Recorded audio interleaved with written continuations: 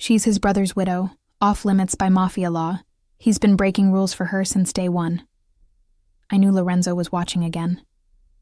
I could feel his gaze like a physical touch, heavy and constant.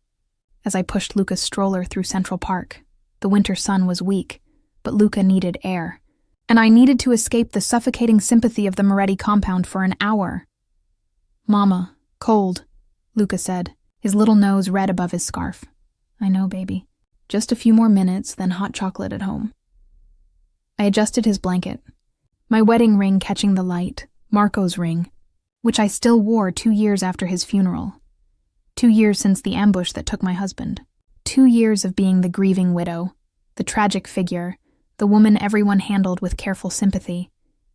2 years of pretending I didn't notice Lorenzo in the shadows, breaking every rule to protect me.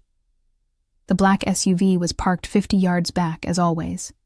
Not close enough to be obvious, but near enough that Lorenzo's men could reach me in seconds if needed. I wasn't supposed to know about the protection detail. The family had officially given me space after Marco's death, respecting my wishes for independence. But Lorenzo had never respected that wish. Not for a single day. My phone buzzed. Unknown number, but I knew who it was.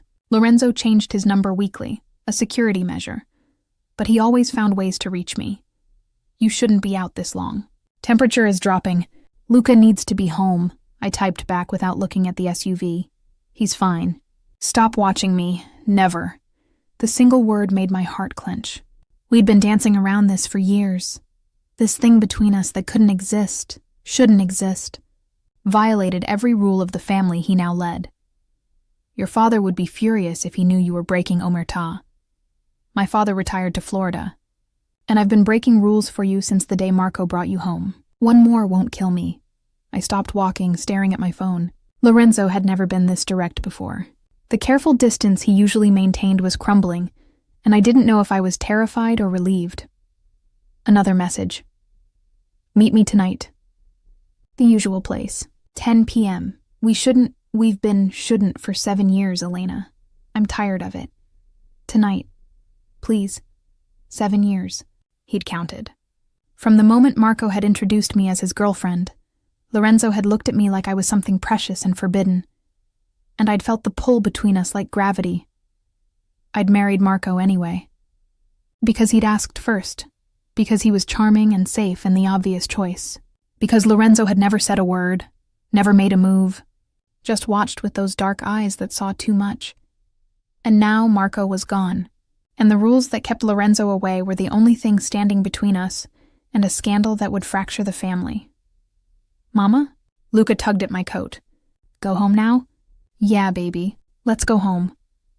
I turned the stroller toward my house, the small townhouse Marco had bought us, insisting I needed my own space separate from the family compound. Another gift from a man who'd loved me but never quite understood me. Lorenzo understood me. That was the problem. The SUV followed at a discreet distance all the way home. I pretended not to notice, just as I'd pretended for 2 years. But tonight, the pretending would end. At 9:45 p.m., after Luca was asleep and Sophia had left, my sister stayed most nights, worried about me being alone. I stood in my closet debating what to wear to meet the man I shouldn't meet. The usual place was a storage unit Lorenzo owned under a shell company, completely off the grid, no cameras, no witnesses. We'd met there 3 times in the past 2 years, always at his insistence, always with the pretense of family business that could have been handled over the phone. We'd never touched, never crossed the line, but the wanting had been thick enough to choke on. I settled on jeans and a sweater, nothing that looked like I was trying. But I left my hair down instead of in the practical ponytail I usually wore, and I wore the perfume Marco had given me for our last anniversary, a small rebellion, wearing my dead husband's gift to meet his brother. The drive took 20 minutes. The storage facility was industrial, mostly used by businesses, dead empty at this hour. Lorenzo's car was already there, not the family's obvious luxury vehicles, but a nondescript sedan that wouldn't attract attention.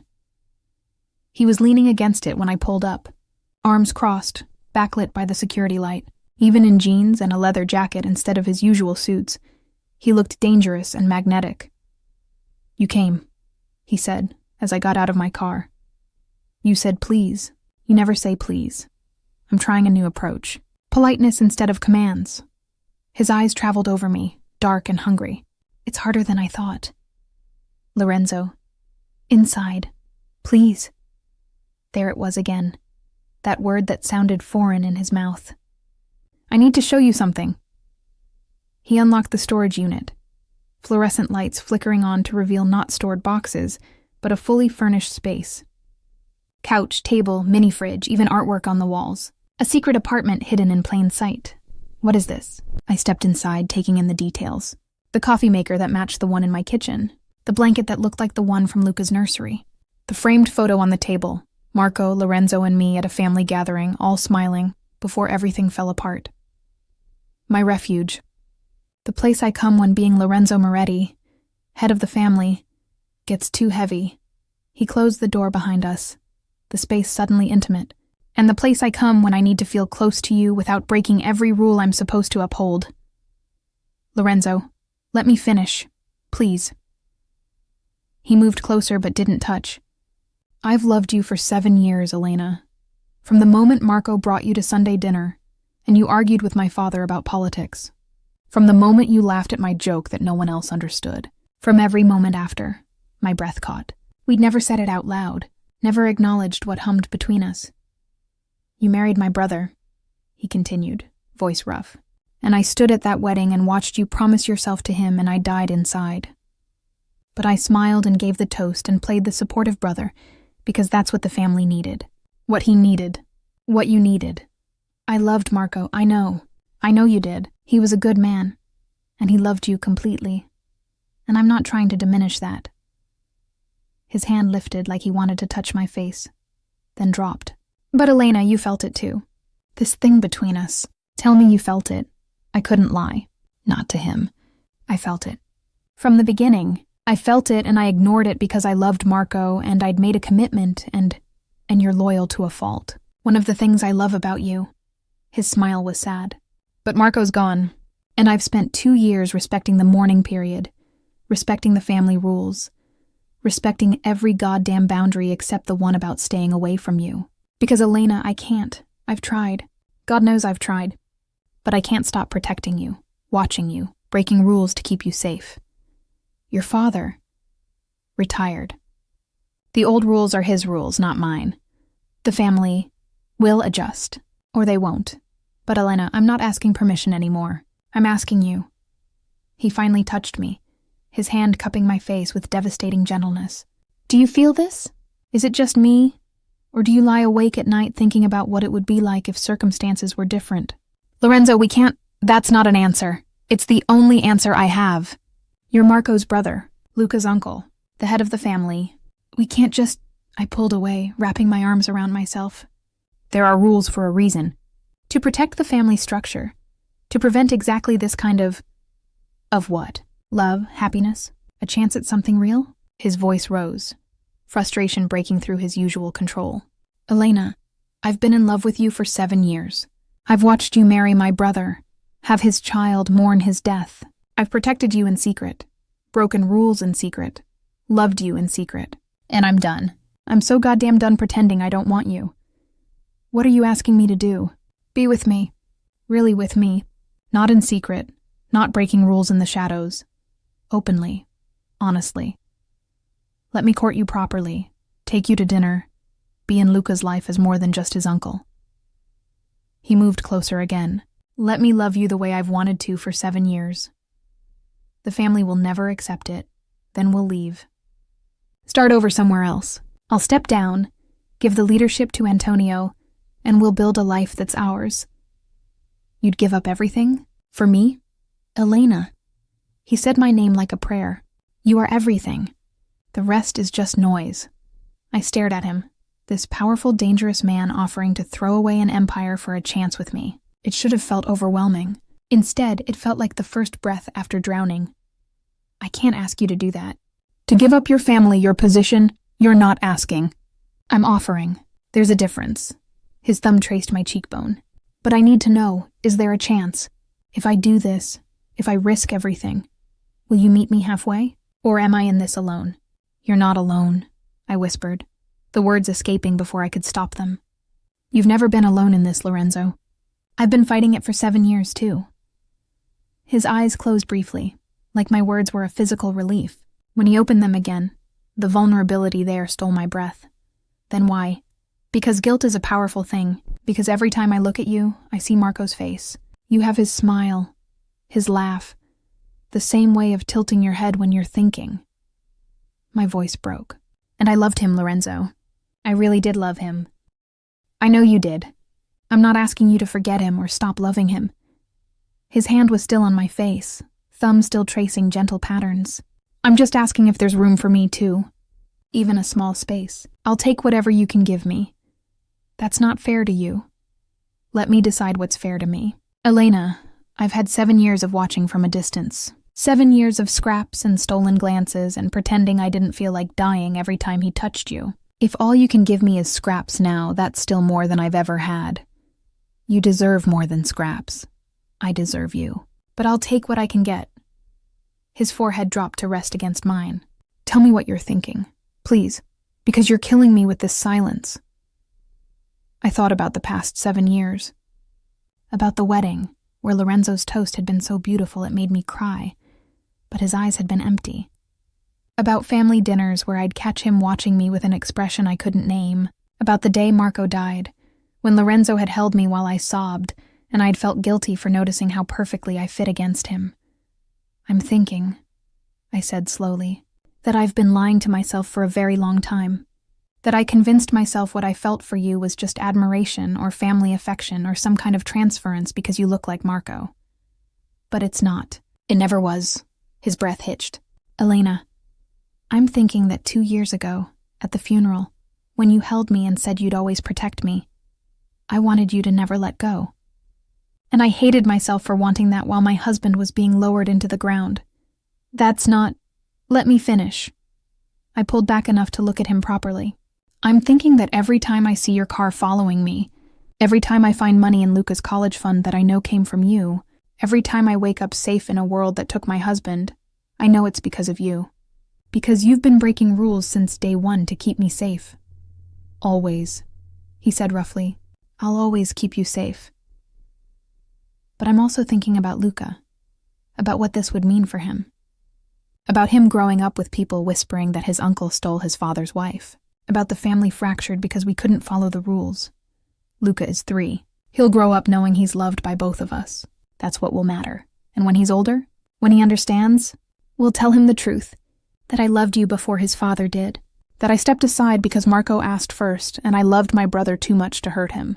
That after Marco died, I waited 2 years before saying anything because I respected his memory. Lorenzo's voice was fierce now. We'll tell him that love isn't always simple or easy or conventional. But it's real, and it's ours, and we chose it despite everything. You make it sound simple. It's not simple. It's the hardest thing I've ever done. Loving you in silence, watching you with him, respecting boundaries that are tearing me apart. But Elena, what is simple is this. I love you. I love Luca. I want to build a life with you both. Everything else is logistics we can figure out. I stared at him, this man who'd been a silent guardian for years, now laying his heart bare. When did you know? That you loved me? He smiled, sad and sweet. You really want to know? Yes. The 3rd time Marco brought you to family dinner. You were nervous, trying so hard to make a good impression. My father said something cutting about women not understanding business. Marco started to laugh it off like he always did, trying to keep the peace. Lorenzo's thumb traced my jaw. But you didn't laugh. You looked my father in the eye and said, "With all due respect, Mr. Moretti, dismissing half the population's business acumen isn't traditional values. It's just lazy thinking." Despite everything, I laughed. I can't believe I said that to your father. Neither could anyone else. The table went silent. Marco looked terrified. Antonio actually gasped. His smile widened. And I thought, this woman? This brilliant, brave, incredible woman who just told off the head of the Moretti family. That's when I knew I was in trouble. What did your father say? He laughed. Actually laughed. Said you had spirit. Then he spent the rest of dinner testing you. and you held your own on every topic." Lorenzo's expression turned serious again. "And I sat there watching Marco fall more in love with you by the second, knowing I'd already lost you but unable to stop falling anyway." "Lorenzo, why did you marry him?" "Really? It wasn't accusatory, just curious. Was it just because he asked first?" I thought about how to answer honestly without hurting him more. I married him because he was safe. Because he made me laugh and never pushed too hard and I could breathe around him. Because when I was with him, I didn't feel like I was standing on the edge of a cliff. And with me? With you, I feel like I'm falling. Like gravity stopped working and I'm in free fall and I don't know if there's ground below or just endless sky. Is that bad? It's terrifying. But I touched his face, finally letting myself do what I'd wanted for years. I think I'm tired of safe. I think I'm tired of breathing easy. I think... My voice dropped to a whisper. I think I want to fall. He kissed me. 7 years of restraint shattered in an instant. His mouth on mine was desperate and reverent, hungry and gentle, like he was trying to memorize the taste of me, while also claiming me completely. My hands fisted in his jacket, pulling him closer, and he made a sound low in his throat that sent heat straight through me. When we finally broke apart, both breathing hard, his forehead rested against mine again. "Elena," he breathed, "tell me this is real. Tell me I'm not imagining. It's real." I kissed him again, shorter this time, but no less intense. "God help us both, it's real. What do we do now?" "I don't know. Figure it out as we go?" I laughed shakily. "I'm not good at breaking rules, Lorenzo. I'm the girl who always colored inside the lines." "Then I'll teach you. I've been breaking rules for you for years. I'm an expert." He pulled back enough to look at me properly. "But Elena, I need you to know, this isn't casual for me. This isn't scratching an itch or forbidden fruit or any of that bullshit. This is me asking for forever, for a life together, for a chance to be Luca's father in truth, not just on paper. He has a father. He has a father's memory, and I would never try to replace Marco or make Luca forget him. But Elena, I can be there for him, for both of you. In all the ways that matter, your family I will adjust. My father's retired. Giovanni has no say anymore. Antonio will support me, he always has. The younger generation doesn't care about old rules, and the ones who do, he shrugged. They can disapprove all they want. I'm done living my life by other people's rules. When did you become so rebellious? The moment I fell in love with my brother's girlfriend. Everything after that was just practice. We stayed in the storage unit for another hour, talking about logistics and fears and possibilities. Lorenzo made coffee in the little coffee maker, and we sat on the couch like a normal couple discussing plans, except our plans involved navigating family politics and widows' mourning periods, and a 3-year-old who didn't know his uncle wanted to be his stepfather. "We should tell Luca first," I said, "before anyone else. He deserves to know what's happening." "Agreed. What do we tell him?" "The truth, in 3-year-old terms. That Uncle Lorenzo cares about Mama very much, that he wants to spend more time with us, that this doesn't change how much we love Daddy." "Will he understand? He's 3. He'll adapt faster than we will." I sipped my coffee thinking, it's everyone else I'm worried about. Sophia will be shocked but supportive. Your father will have opinions from Florida. The family will deal with it. Elena, I'm the head now. What I say goes. And I say you're off limits to anyone's judgment or disrespect. You're mine and I protect what's mine. Possessive much? You have no idea. His smile was dark. I've been watching other men look at you for 2 years, knowing you were available but forbidden. Do you know how many times I've wanted to break someone's face for asking if you were dating again? Who asked? Marco's old friend Thomas. 3 times. The last time, I told him if he mentioned your name again, I'd make sure he couldn't speak for a month. Lorenzo. What? I was being restrained. My first instinct was to make sure he couldn't speak ever. He pulled me against his side. You don't understand what it's been like, watching you mourn him, respecting your grief, keeping my distance while every instinct screamed at me to comfort you, to tell you that you weren't alone, that I was right there, waiting. You were very good at hiding it. I stopped. You thought what? I thought you blamed me. For Marco's death, you were so cold at the funeral, so distant afterward. I thought you couldn't stand to look at me because I reminded you of him. His arms tightened. Elena, no, God, no. I was distant because if I got too close, I'd break. I'd tell you everything I felt, and you weren't ready. You needed time to grieve, and I needed to respect that. Being cold was the only way I could keep my distance. I wish I'd known. Would it have changed anything? Maybe. Maybe I wouldn't have spent 2 years thinking everyone blamed me for not being there that night. For letting him go to that meeting alone. You couldn't have stopped what happened. It was a planned hit, Elena. If you'd been there, you'd be dead too. And then what? Luca would have lost both parents, and I would have... His voice broke. I can't even think about it. But you think about it. I can see it in your eyes sometimes. The fear. Every goddamn day. Why do you think I have you followed? Why I check in constantly? Elena, you and Luca are the most important things in my life. Losing you would destroy me. We sat in silence for a moment, the weight of everything settling over us. We're really doing this, I said finally. We're really breaking the rules. We're really doing this. Your father is going to lose his mind. My father can retire harder. Maybe take up golf. The gossip will be brutal. Let them talk. I've been talked about my entire life. Luca might struggle with it as he gets older. Then we'll handle it together, as a family. He turned me to face him. Elena, I'm not promising this will be easy, but I am promising I'll be there for every hard moment, every difficult conversation, every challenge. You won't face any of it alone. Promise? I've been keeping promises to you for 7 years that you didn't even know about. I'm not going to stop now.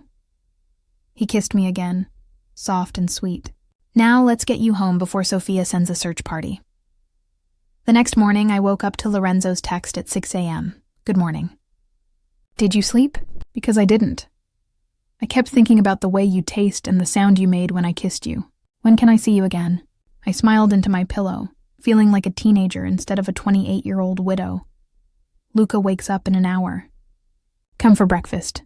We'll tell him together. Are you sure? We can wait, I'm sure. Come over. Bring bagels, bossy. I like it.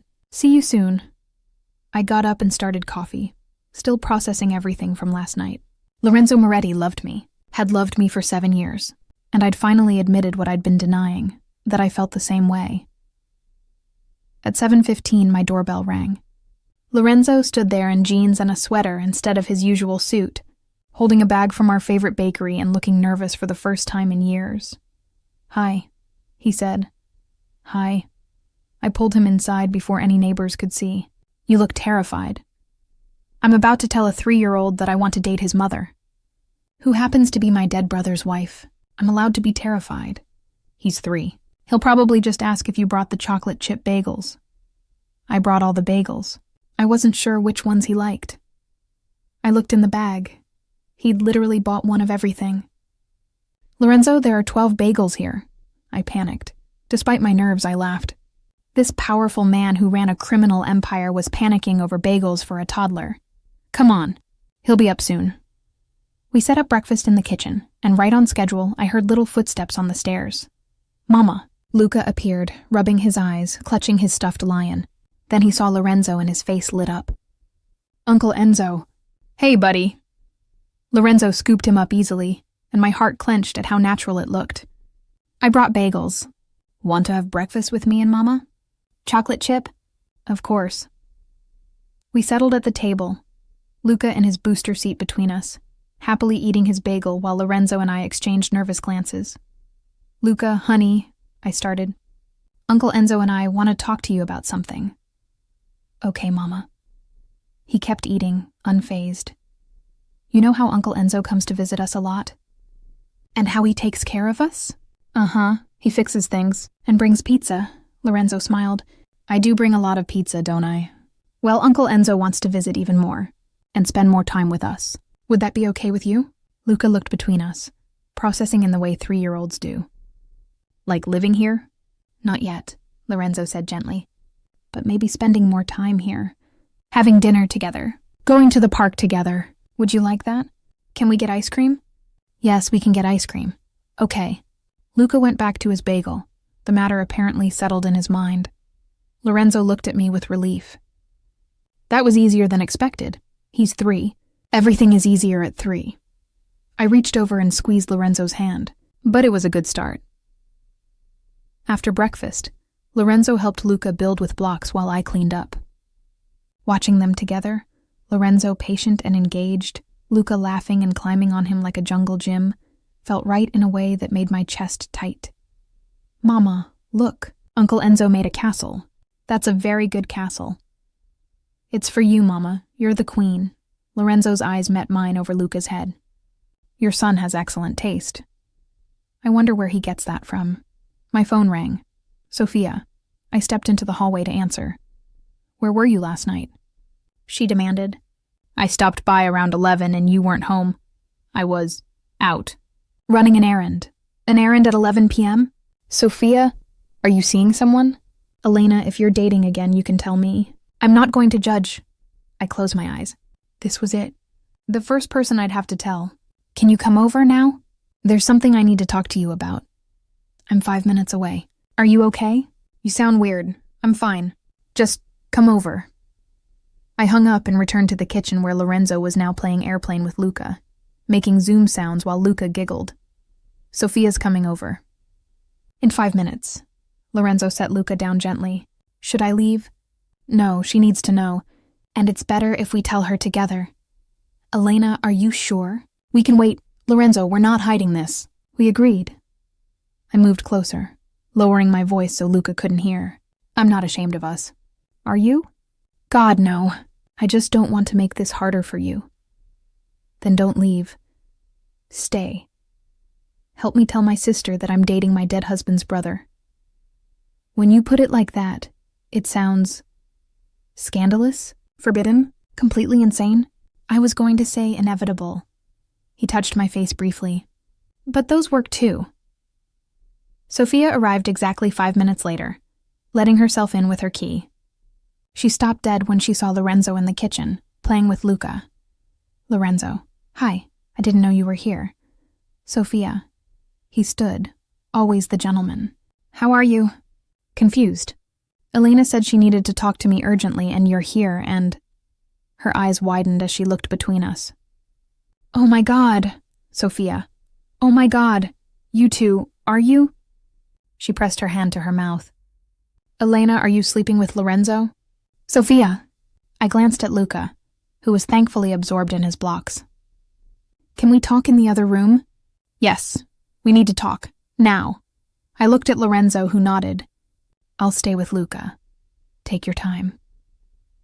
In the living room, Sophia paced while I sat on the couch, preparing for the interrogation. How long? She demanded. We kissed for the first time last night, but how long have you had feelings for him? I took a breath. 7 years. She sat down hard. 7 years. Elena, you were married to Marco for 5 of those years. I know how it sounds, but I loved Marco. I really did love him. What I felt for Lorenzo was something I pushed down, ignored, pretended didn't exist. Does Lorenzo feel the same way? He says he's been in love with me since before Marco and I got married. Jesus. She rubbed her temples. Elena, do you understand what you're doing? The family will lose their minds. There are rules about this specifically. Brother's widow is off limits. It's been that way for generations. I know the rules. Lorenzo knows the rules. We're breaking them anyway. Why? Why risk everything for... She stopped. Do you love him? Yes, I think I always have. I just couldn't admit it before. Sophia stared at me for a long moment. Then surprisingly, she smiled. Good. Good? Elena, I've watched you survive for 2 years. Not live, survive. Going through motions. Taking care of Luca. Existing but not really there. And this morning you look alive again. If Lorenzo did that, if he makes you feel alive again, then good. You're not mad. I'm terrified for you. The family is going to be brutal. The gossip will be vicious. And Elena, what if it doesn't work out? What if... Then we'll deal with it. But Sophia, I've been safe and careful my entire life. I married Marco because he was the safe choice. And I loved him, but... I stopped, trying to find the right words. Lorenzo is the risk I should have taken 7 years ago. I'm not going to waste more time being safe. She hugged me tightly. Okay, I'm here. Whatever you need, I'm here. But Elena, you need to tell the family before someone else does. This can't be a secret. We know. My phone rang. Unknown number, but the caller ID showed it was from the Moretti compound. Hello? Elena, it's Antonio. Lorenzo's consigliere, his voice tight. Is Lorenzo with you? Yes, why? Giovanni knows. Someone saw Lorenzo's car at your house this morning and called him. He's on his way back from Florida. He's not happy. You both need to get to the compound, now. My blood ran cold. How does he know? It doesn't matter how he knows. He knows, and he's calling a family meeting. Elena, this is going to get ugly fast. Get Lorenzo and get here. I'll do what I can to control the damage. He hung up, and I stood frozen, holding my phone. What's wrong? Sophia asked. Lorenzo appeared in the doorway, Luca on his hip. Elena, your father knows. Someone saw your car here. He's coming back from Florida. There's a family meeting. My voice shook. Lorenzo, this is happening now. We're not ready. We're as ready as we're going to be. He handed Luca to Sophia. Can you watch him? Of course. Lorenzo pulled me close. Elena, look at me. We knew this would be hard. We knew there would be consequences. But I'm not backing down. Are you? I thought about the past 7 years, about playing it safe, about following rules that kept me lonely and grieving, about Luca growing up watching his mother settle instead of fight for happiness.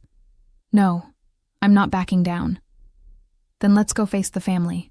Together. We drove to the compound in Lorenzo's car, my hand in his the entire way. The family estate loomed ahead, the house where I'd had Sunday dinners for years, where I'd celebrated holidays and birthdays, where I'd been welcomed as Marco's wife and mourned as his widow. Now I was about to walk in as Lorenzo's. What? Girlfriend? Partner? The woman breaking every rule? I've got you, Lorenzo said, squeezing my hand. No matter what happens in there, I've got you. I know you do. That's the only reason I'm not running. Running is still an option. We could drive to the airport right now, start over somewhere else, and prove everyone right? That we're shameful? Wrong? I shook my head. No, we face this head on. We show them we're not ashamed. Have I mentioned I love you? Not in the last hour. I was starting to worry. He kissed me, right there in the driveway where anyone could see. I love you, Elena Moretti, and I'm about to make sure every person in that house knows it. Your father is going to explode. Probably. Should be entertaining. We walked into the house hand in hand. The family was already gathered in the main room. Aunts, uncles, cousins, key members of the organization. And at the head of the table, looking like an Old Testament prophet, was Giovanni Moretti. Lorenzo's father had aged since retirement, but he still commanded attention. His eyes fixed on our joined hands, and his expression went from cold to ice. Lorenzo, Elena, how good of you to join us. His voice dripped sarcasm. Please sit. We have much to discuss about respect and rules and how both of you have decided to spit on Marco's memory. Lorenzo's hand tightened on mine. Father, before you say another word, you need to understand something. No, you need to understand something. Giovanni stood. Your brother's widow is off limits. This is not new. This is not negotiable. This is the foundation of our family structure. And you... He turned his glare to me. You should be ashamed.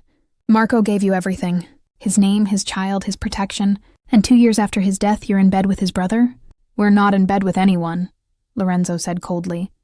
Though my personal life is none of your business anyway. Not my business? You're the head of this family? Exactly. I'm the head, not you. You retired, remember? Which means I make the rules now. And the rule about brothers' widows? He pulled me closer. That's an old rule. One that doesn't serve anyone except men who want to control women even after they're dead. You dare, I dare, because I've loved Elena for 7 years. I loved her before Marco married her. I loved her while she was his wife, and I love her now. And I'm not going to apologize for that or hide it, or pretend it's wrong when it's the most right thing in my life. The room erupted. Voices overlapped, some shocked, some angry, some surprisingly supportive.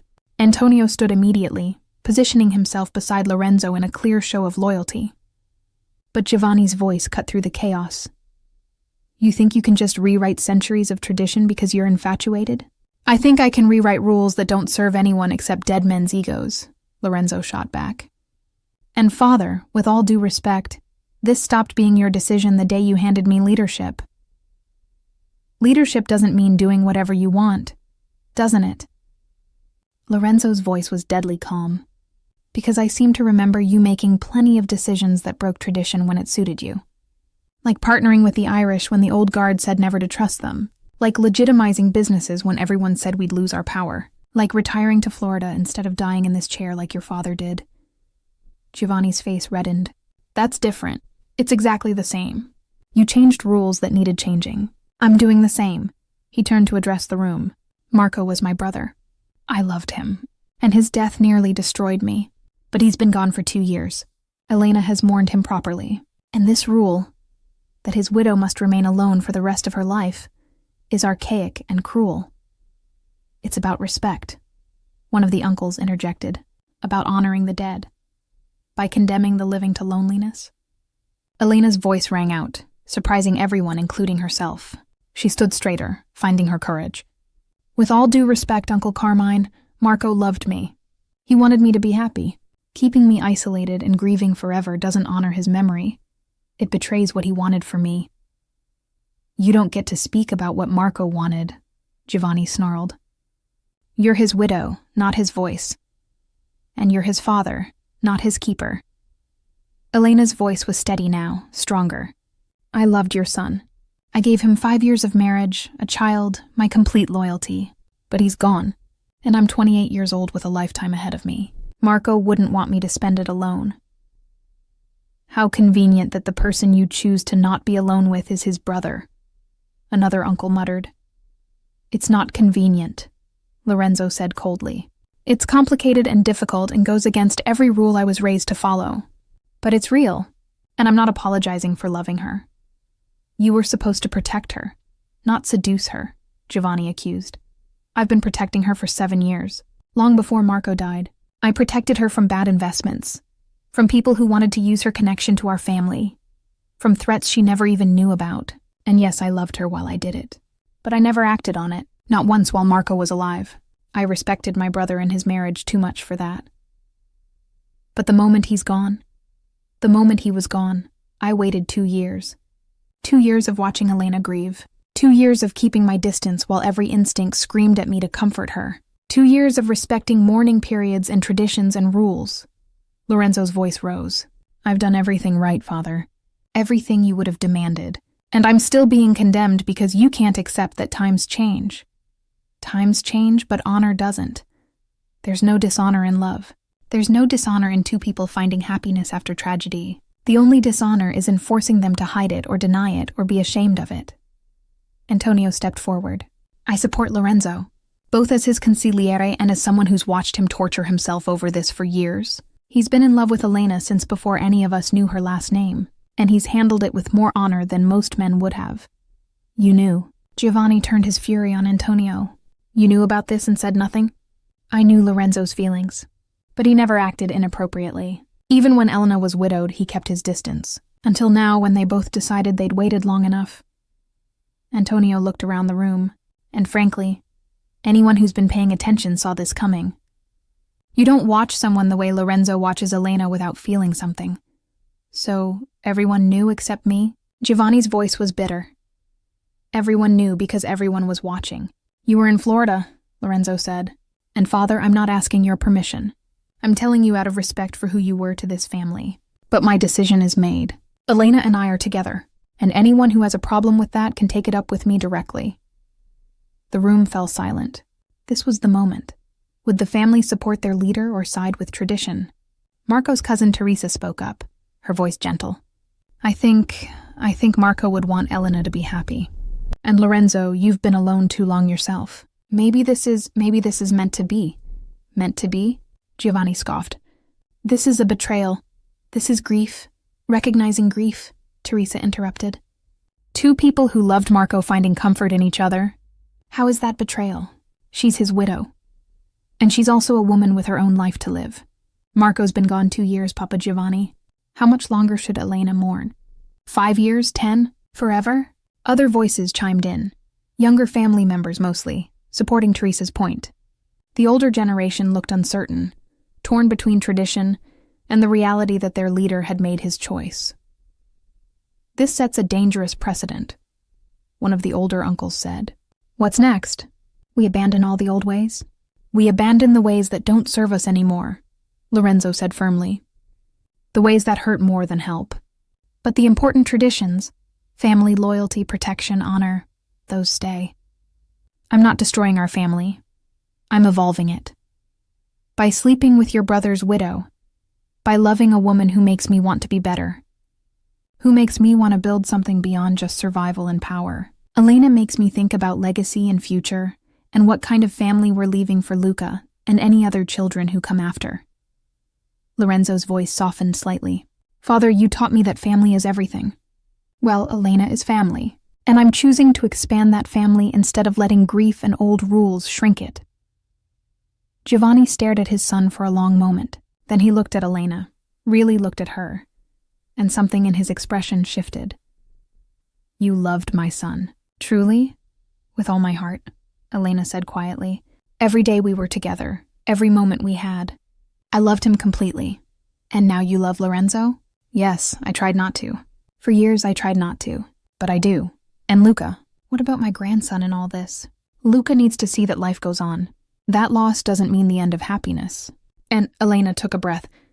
He needs a father figure who's present and involved. Lorenzo has been that for him since Marco died. This just makes it official. Giovanni was quiet, processing. Then he turned to Lorenzo. If you do this, if you go through with this, there will be talk. People will question your judgment, your leadership. Let them. I've proven myself 100 times over. One personal decision doesn't change my capability to lead. And if it divides the family, then the people who leave didn't belong here anyway. Family means supporting each other, especially in difficult choices. Giovanni shook his head slowly, looking older than his years. You're asking me to accept something that goes against everything I was taught. I'm asking you to trust me the way you trusted me when you made me head of this family. I haven't let you down yet. Another long silence. Then Giovanni sighed. I don't like this. I'll probably never fully accept it. But he looked at Elena. Marco is gone. And you're right that he'd want Elena happy more than he'd want her alone. He turned back to Lorenzo. Don't make me regret supporting this. You have my word. The tension in the room eased slightly. Giovanni's acceptance, however reluctant, carried weight with the older generation. Antonio clapped Lorenzo on the shoulder. That went better than expected. The bar was incredibly low, Lorenzo muttered. But his relief was obvious. Elena found herself surrounded by family members, some offering cautious congratulations, others asking questions, a few still clearly disapproving but staying quiet out of respect for Giovanni's decision. Teresa hugged her tightly. I'm glad you're not going to be alone anymore. And Elena? Marco talked about Lorenzo sometimes, about how he wished his brother would find someone. I think he'd approve of this. In his own way, thank you. That means more than you know. After an hour of navigating conversations and accepting conditional blessings, Lorenzo and Elena finally escaped to his office on the second floor. That was, Elena started. Horrible? Terrifying? Like facing a firing squad? I was going to say not as bad as it could have been, but yours works too. She collapsed onto his couch. Your father is going to hate me forever. My father will get over it. He always does. Lorenzo sat beside her, pulling her close. You were incredible in there. Standing up to him, speaking your truth. I've never been more attracted to you. I was shaking the entire time. Courage isn't not being scared. It's being scared and doing it anyway. Did you read that on a motivational poster? Antonio has them all over his office. The man loves inspirational quotes. He kissed her temple. But seriously, Elena, you were amazing. And I'm sorry you had to go through that. We went through it together. That's what matters. So what now? We've told the family. They've reluctantly accepted it. What's next? Elena thought for a moment. Now we actually date, like normal people? Except with bodyguards and family politics and the ghost of your brother between us? When you put it that way, it sounds so romantic. We're not normal people, Lorenzo. We never will be. But maybe we can build something real anyway. I'd like that. The building something real part. He pulled her into his lap.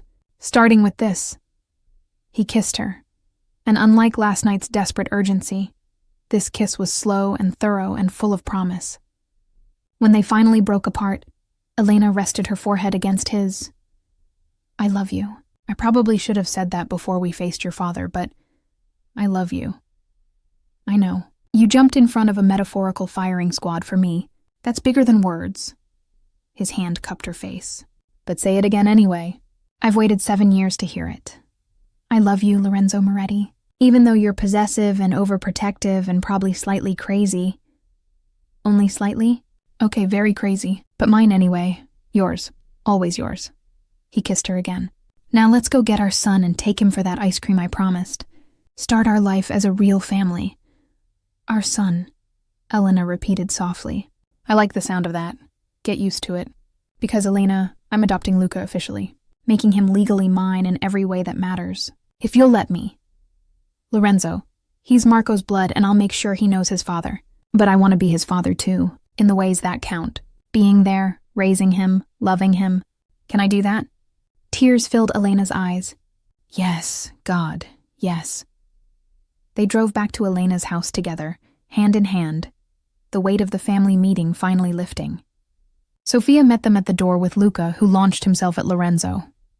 Did you have a good time with Aunt Sophia? Lorenzo asked. We made cookies. But I saved you one, Uncle Enzo. He held out a slightly squashed chocolate chip cookie. That's the best gift I've ever received. Lorenzo took a bite. Delicious. Did you help make these? I mixed, and I only ate 3 before Aunt Sophia said, That's enough, mister. 3 is a very reasonable number. Lorenzo looked at Elena. Ready for that ice cream? Can Aunt Sophia come? Luca asked. Of course she can. They went to the ice cream shop Luca loved, the 4 of them like a patchwork family finding their shape. Lorenzo lifted Luca onto his shoulders so he could see all the flavors, and Elena watched them with her heart full. You're happy, Sophia observed. Really happy. I haven't seen you like this in 7 years? Yeah, 7 years. She squeezed Elena's hand. I'm glad you finally let yourself have this. That night, after Luca was asleep and Sophia had gone home, Elena and Lorenzo stood in her kitchen drinking wine and processing the day. We did it, Elena said. We told everyone. Survived the family meeting. Started our life together officially. We did. And Elena? He pulled her close. This is just the beginning. We've got a lifetime of moments ahead of us. Good ones, hard ones, everything in between. I'm ready. As long as you're with me. Always. For the rest of our lives, 6 months later, Mama, look, I made a tower. Luca's voice rang out across Lorenzo's penthouse, where we'd spent increasingly more time over the past months. I looked up from the gallery catalog I was reviewing. Lorenzo had insisted I curate his private art collection, giving me work that actually used my art history degree to see Luca's impressive block construction. That's amazing, baby. How high can you make it? To the ceiling. He started adding more blocks, his tongue sticking out in concentration, a habit he'd inherited from Marco, but that now reminded me of Lorenzo's focused expression when he worked. Careful, buddy. Remember what happened last time? Lorenzo appeared from his office, immediately moving to spot Luca's increasingly precarious tower. He'd changed so much in 6 months. Softer around the edges, quicker to smile, more present in ways that made my heart ache. I got it, Papa, Luca said without thinking, then froze, looking at Lorenzo with wide eyes. The word hung in the air. Papa, not Uncle Enzo anymore. Lorenzo crouched down to Luca's level, his voice thick with emotion. Say that again, Papa? Luca said tentatively. Is that okay? Aunt Sophia said you're going to adopt me, so that makes you my papa now. But if you want me to still call you Uncle Enzo, no. Lorenzo pulled Luca into his arms, and I saw tears on his face. Papa is perfect. Papa is... His voice broke. I'd be honored to be your papa, Luca. Good. Because I already told my friend Tommy that my papa is the strongest in the whole world and can beat up anyone. Lorenzo laughed through his tears. I'll try to live up to that reputation. I wiped my own eyes, watching this moment unfold. The adoption papers were being finalized. Lorenzo had worked with the best lawyers to ensure everything was legal and proper. Giovanni had even signed off on it, his way of showing he'd truly accepted the situation. After Luca went back to his blocks, Lorenzo pulled me into his arms. Did you hear that? He called me Papa, I heard. How does it feel? Like everything finally makes sense. Like 7 years of waiting led to this moment. He kissed me softly. Thank you. For giving me this, for giving me both of you. You gave us yourself. That's not a small thing, Lorenzo. His phone buzzed, the special tone that meant Antonio. Lorenzo's expression shifted immediately, the softness hardening into the leader he had to be. I need to take this. Stay with Luca? Of course. Is everything okay? Just business. Nothing to worry about. But I saw the lie in his eyes. He stepped into his office, closing the door. Through the glass, I could see his posture change, shoulders tense, jaw tight. The conversation clearly not going well. When he emerged 15 minutes later, his expression was carefully neutral, but I knew him too well now. What's wrong? Nothing that can't be handled. Lorenzo. No lies, remember? He glanced at Luca, still absorbed in his blocks, then guided me to the kitchen where we could talk quietly. Someone's making moves, testing boundaries, nothing concrete yet. But Antonio thinks it's connected to our relationship, that I'm seen as distracted or weak because I'm... He stopped. Because you're what? In love? Happy? Actually living instead of just surviving? Because I broke tradition, showed vulnerability? Some people see that as an opening. His hand cupped my face. But Elena, I need you to trust that I can handle this. That keeping you and Luca safe is my priority above everything else. Who is it? Who's making moves? The Salvatoris, old enemy of my father's. They think the leadership transition and my personal situation make us vulnerable. His jaw tightened. They're wrong, but they need to be reminded of that. How do you remind them? That's not something you need to worry about. Lorenzo, I'm part of your life now. Part of this family. You don't get to protect me from reality. I'm not protecting you from reality. I'm protecting you from violence. There's a difference. So there will be violence. There might be. Probably will be. But Elena, that's my world. That's the part of me that's still connected to the family business. I handle those things so you don't have to. I don't want you handling them alone. I'm not alone. I have Antonio, my best men, the full weight of the Moretti name behind me. He pulled me close. What I need from you is to stay safe. Let me increase security on you and Luca. Let me do my job. Your job is being a crime boss. My job is protecting my family. Everything else is just methodology. I wanted to argue, but Luca appeared in the kitchen doorway. Mama, Papa, can we watch a movie? Of course, buddy. Lorenzo scooped him up. What do you want to watch? The Lion one, again? We've seen it 17 times. 18 is a good number. Lorenzo laughed, the tension easing from his shoulders. 18 it is, Elena. I'll make popcorn. We settled on the couch, Luca between us, the movie playing, popcorn being shared. A normal family evening, except for the guards stationed outside the penthouse, and the gun I knew Lorenzo kept in the safe beside the couch. This was our life now. Love and danger intertwined, happiness shadowed by violence. Normal moments made precious by their fragility. After Luca fell asleep during the movie, Lorenzo carried him to the bedroom we'd set up for him here. He was sleeping at the penthouse more often than at my house now, the three of us becoming a unit. We should talk about moving in officially, Lorenzo said when he returned. This back and forth between your house and here, it's not practical. And if the Salvatoris are moving, I want you here where security is better. You're using a threat to push me to move in? I'm using reality to suggest what I've wanted for months. Move in with me, Elena. Officially. Make this our home. What about my house? Keep it. Rent it. Sell it. I don't care. But please live here with me.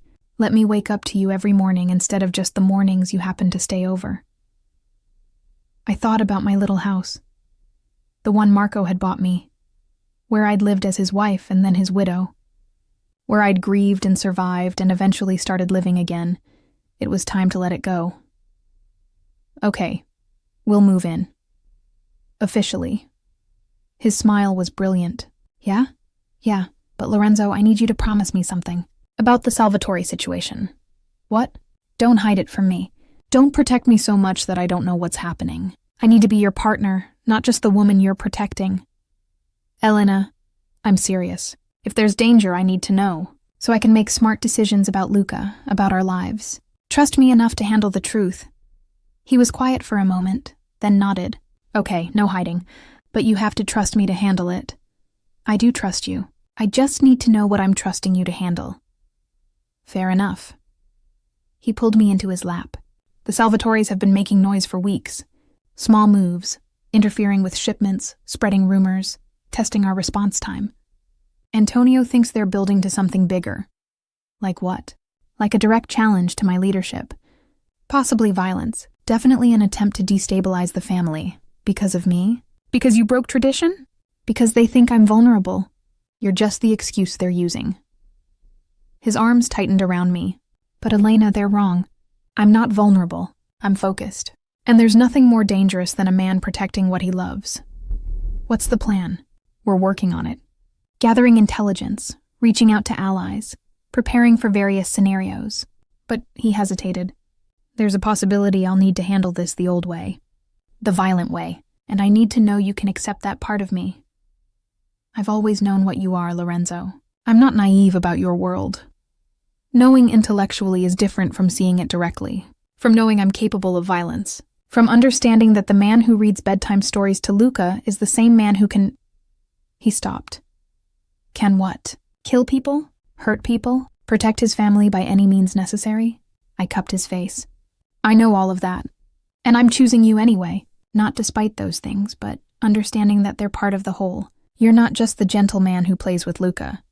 You're also the leader who does what needs to be done. I accept both. You're extraordinary, you know that? I'm realistic. And Lorenzo, I'm not going to fall apart if things get ugly. I'm stronger than you think. I know you are. You survived losing Marco. You survived 2 years alone. You survived facing down my father and the entire family. You're the strongest person I know. He kissed me deeply, which is why I'm going to ask you something I've been planning for months. What? He shifted, gently moving me off his lap, then got down on one knee. My heart stopped. Lorenzo, Elena Moretti, I've loved you for 7 years. I've waited patiently, broken rules, rebuilt my entire life to make room for you. And now I'm asking you to make it permanent. Marry me. Really marry me. Not as my brother's widow, but as my wife. As my partner in everything.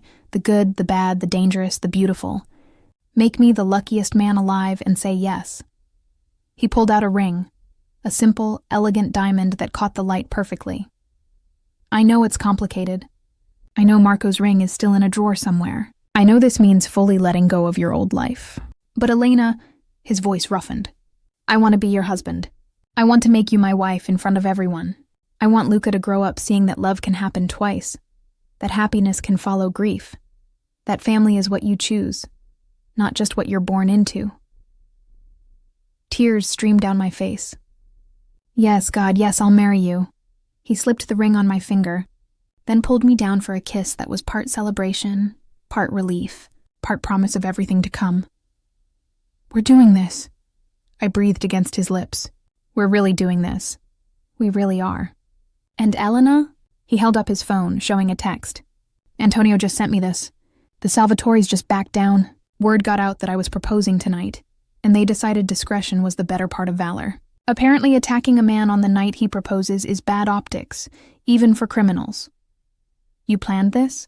You proposed to defuse the situation? I propose because I love you, and I've been carrying this ring for a month waiting for the right moment. The timing was just fortuitous. His smile was wicked, though I'm not above using our engagement as a strategic advantage. Fair is fair in love and war. You're impossible. You love it. I really do. We stayed on the floor, wrapped in each other, the ring on my finger catching light from the city below. Somewhere in the bedroom, Luca slept peacefully. Outside, guards protected our family, and in this moment, everything was perfect. 1 year later, I stood in front of the mirror in Lorenzo's penthouse, our penthouse now, adjusting the simple cream dress I'd chosen for today. Not white. That felt wrong for a second wedding. But cream, elegant, with Luca's help picking it out because Mama looks like a princess. You look beautiful. Sophia appeared behind me, already crying. Elena, you look so happy. I am happy. Terrified but happy. Why terrified? You've been living together for a year. This is just making it official. Because this feels different than marrying Marco. That wedding was huge. Hundreds of people. All about tradition and family politics. This I gestured to my simple dress, the small ceremony we'd planned. This is just about love. And somehow that feels more important, more real, because it is real. You and Lorenzo, you fought for this. Broke rules, faced down the family, chose each other despite everything. Sophia squeezed my shoulders. That's real love, Elena. The kind that survives everything. A knock at the door. Then Luca burst in wearing his little suit, Lorenzo right behind him trying to fix his tie. Mama, Papa says I look sharp as a tack, but I don't understand because tacks aren't sharp. They're pointy. Different kind of sharp, buddy, Lorenzo said, laughing. Then he saw me and stopped. Elena, wow. You're not supposed to see me before the ceremony. Bad luck. We're getting married on the anniversary of the day I first told you I loved you. In front of both our families who once thought this was forbidden. I think we've already handled all the bad luck we're going to get. He moved closer, Luca between us. Besides, I wanted to give you something. Both of you. He pulled out 2 small boxes. The one for Luca contained a watch. Simple, elegant, with an inscription on the back. To my son. Love always, Papa. This was Marco's, Lorenzo said softly. Your father's. He wore it every day. And now it's yours. So a piece of him is with us today. Luca's eyes went wide. Really? My daddy's watch? Really. When you're older, I'll tell you all about him. How brave he was. How much he loved you and your mama. How he was the best brother I could have asked for. Lorenzo crouched down to Luca's level. He's not here, but he's still part of our family. Always. I'll take good care of it, Papa. I promise. I know you will, son. Then Lorenzo turned to me, opening the second box. Inside was a delicate necklace, a small pendant with 3 stones. Ruby, sapphire, emerald, our birthstones, I breathed. Marco's, mine, and yours. So all 3 of us are with you today. Past, present, and future. He fastened it around my neck. I'm not trying to replace him, Elena. I'm trying to honor him while building our future. Is that okay? I touched the pendant, tears streaming down my face. It's perfect. You're perfect. This whole imperfect, complicated, rule-breaking situation is perfect. Good. Because Giovanni's downstairs already crying. Teresa's organizing the seating even though there are only 30 people. And Antonio made a speech that's apparently 17 minutes long. 17 minutes? I told him to cut it to 5. He negotiated to 12. We settled on 8. Despite my tears, I laughed. How did I get so lucky? We both got lucky. 7 years of torture, but we got here eventually. He kissed me softly. Ready to make this official? More than ready. The ceremony was in the penthouse's main room, which Sophia and Teresa had transformed with flowers and candles. Small, intimate, just family and our closest friends. Giovanni sat in the front row, still not entirely comfortable but present, which was progress. Antonio stood beside Lorenzo as best man, already tearing up, and when the officiant asked who gave Elena to be married, Luca's small voice rang out. I do. I'm giving Mama to Papa because they love each other and Papa promised to always take care of us and we're a family now. The room erupted in laughter and tears. Lorenzo scooped Luca up, holding him while the officiant continued. Well, that's a first, the officiant said, smiling. But beautiful nonetheless. Lorenzo, Elena, you've written your own vows. Lorenzo went first, still holding Luca. Elena, 7 years ago, my brother brought home the woman he was going to marry, and I fell in love instantly. I spent 5 years watching you build a life with him, loving you in silence, respecting boundaries that nearly killed me. Then I spent 2 more years watching you grieve, waiting for the right moment, breaking rules to keep you safe. And now, finally, I get to stand here and call you my wife. His voice roughened with emotion. You make me want to be better. You make me believe that men like me can have happy endings. You gave me Luca, gave me a son to raise and love. You gave me a reason to legitimize my life, to build something clean and good. You gave me everything. And I promise, for the rest of my life, I'll spend every day trying to deserve you. To make you happy. To be the man you see when you look at me with those eyes that see past the danger to the person underneath. I love you, Elena. Always have. Always will. I was sobbing by the time he finished. The officiant handed me a tissue before nodding for me to go. Lorenzo. I took a shaky breath. When I married Marco, I thought I knew what love was. He was safe and kind and made me laugh. And I did love him truly. But with you, I touched the necklace. With you, I learned that love can be terrifying and thrilling and complicated and simple all at once. You make me feel alive in ways I didn't know were possible. You see me, really see me, in ways no one ever has. I spent 7 years denying what I felt, pushing it down, ignoring it, pretending it was just admiration or family affection. But it wasn't. It was love. Deep, real, impossible to ignore love. And I'm so grateful to Marco for bringing us together, to you for waiting, to fate for giving us this second chance. I promise to stand beside you always, to be your partner in everything, the leadership, the family, the chaos, the beauty, to raise Luca together, honoring Marco while building our own family. I love you. I choose you, today and every day after. I now pronounce you husband and wife, the officiant said, wiping his own eyes. Lorenzo, you may kiss your bride. Lorenzo handed Luca to Antonio and pulled me close, kissing me deeply while everyone applauded and cheered. When we broke apart, both breathless, Luca wiggled free from Antonio and hugged both our legs. We're married now. All of us, we're a real family. We've always been a real family, buddy, Lorenzo said, picking him up. This just makes it official. The reception was in the same room, casual, full of love and laughter. Giovanni's toast was surprisingly emotional, talking about how he'd been wrong to judge, how love had no timeline or rules, how he was proud of Lorenzo for choosing happiness over tradition. Teresa's toast made everyone cry, talking about Marco's love for both Elena and Lorenzo, how he'd want them to be happy, how family was about supporting each other through everything. And Antonio's toast, which did end up being closer to 12 minutes, was full of stories about Lorenzo's 7-year torture, the rules he'd broken, the lengths he'd gone to protect Elena without her knowing. He's been in love with you since before any of us knew your middle name, Antonio said. And watching him finally get to be happy?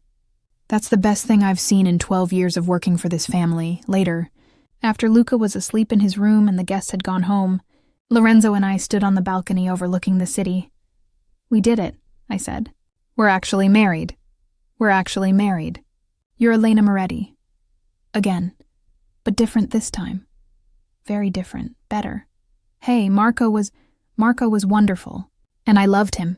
But Lorenzo, what we have, this is the kind of love people write about. The kind that survives everything. The kind that's worth breaking rules for.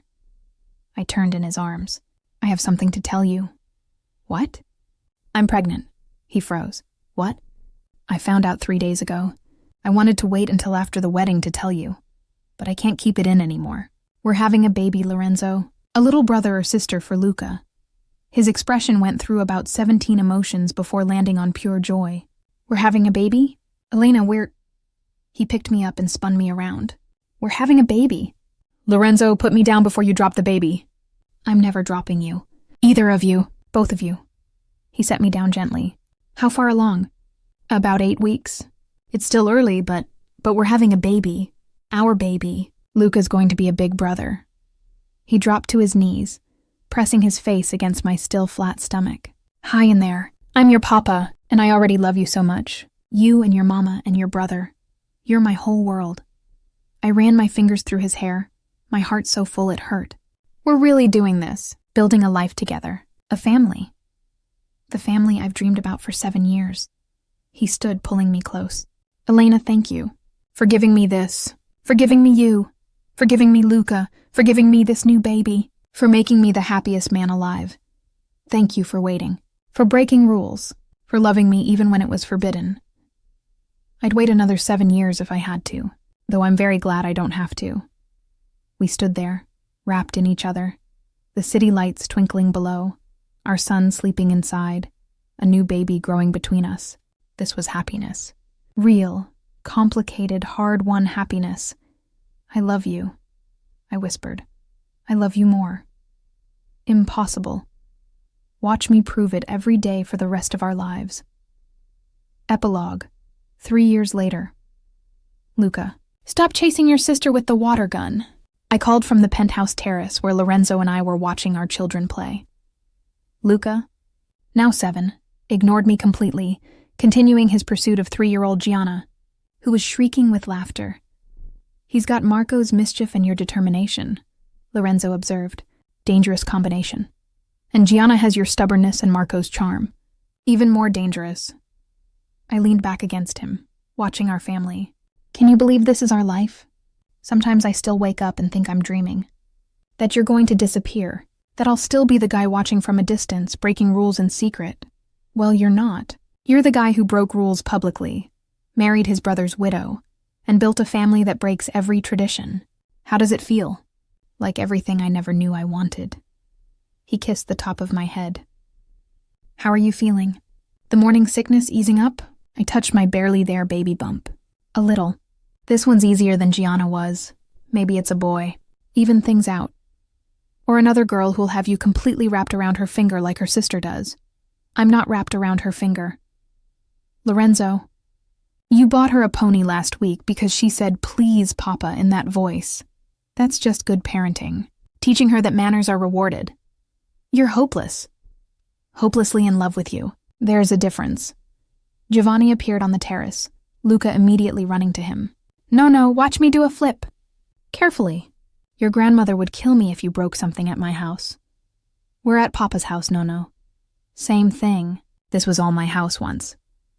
But he was smiling, the relationship between him and Lorenzo finally easy, all old arguments settled. "How's retirement treating you?" Lorenzo asked. "Boring. You young people have all the fun now." Giovanni sat down, Luca climbing into his lap. "Though I do enjoy being No more than I enjoyed being boss." "Less stressful?" "You terrorized me for 6 months over this relationship," I pointed out. "And I was wrong. I've admitted this multiple times. Must we keep bringing it up?" "Yes," Lorenzo and I said in unison, then laughed. Teresa came out with refreshments, followed by Sophia and her new fiancé. The terrace filled with family, biological and chosen, complicated and loving, exactly what we'd built together. "Speech," Antonio called from inside. "Lorenzo's making a speech." "I'm not making a speech. You're the patriarch now. You have to make speeches. It's in the rule book." "What rule book?" "The one I'm writing. Chapter 1. Always make speeches at family gatherings." Despite himself, Lorenzo laughed. He stood, pulling me up with him, his arm around my waist. "Fine. A speech. We're gathered here today. Wait, that's weddings. Let me start over." He looked around at our family. 10 years ago, my brother brought home the woman he loved. I fell for her immediately, but kept quiet because that's what honor demanded. When Marco died, I waited 2 years before saying anything. And when I finally did, half of you thought I was making a terrible mistake. "Only half," Giovanni muttered. "But here we are. Elena and I have been married for 3 years. Luca's thriving. Gianna's perfect. We have another baby on the way. And this family, this complicated rule-breaking, formerly feuding family, is stronger than ever." So my speech is this. Sometimes breaking rules is exactly what needs to happen. Sometimes honoring the dead means letting the living be happy. And sometimes, he pulled me closer, sometimes waiting 7 years for the right person is worth every moment of torture. "To breaking rules," Antonio raised his glass. "To happy endings," Teresa added. "To family," Giovanni finished. We all raised our glasses, and I looked around at the faces I loved. The family that had fought me, accepted me, welcomed me, grew with me. This was what we'd built. Not despite the complications, but because of them. "What are you thinking?" Lorenzo asked later, after everyone had gone home and the kids were asleep. "That I'm grateful. For all of it. The waiting, the rules we broke, the family drama, the happiness we fought for. It made us stronger. Worth it? Every second." I touched my belly. "We're building something beautiful, Lorenzo. A family that chooses love over tradition, that evolves instead of stagnates. That started with me ordering espresso, and you serving it with a smile 7 years ago in a completely different context than this current life." I laughed. "That's not how we met, I know. But it's a better story than I fell in love with my brother's girlfriend and spent 7 years in torture. Both stories are true. Both matter," I kissed him softly. "And both led to this, to us, to our beautiful, complicated, rule-breaking family. Best broken rule I ever made, best choice I ever made. Choosing me, choosing us, choosing to break the rules. choosing to build this life despite everyone saying we shouldn't. I rested my forehead against his. I'd choose it again. Every time. In every lifetime. Good. Because you're stuck with me now. Forever. Promise? Promise.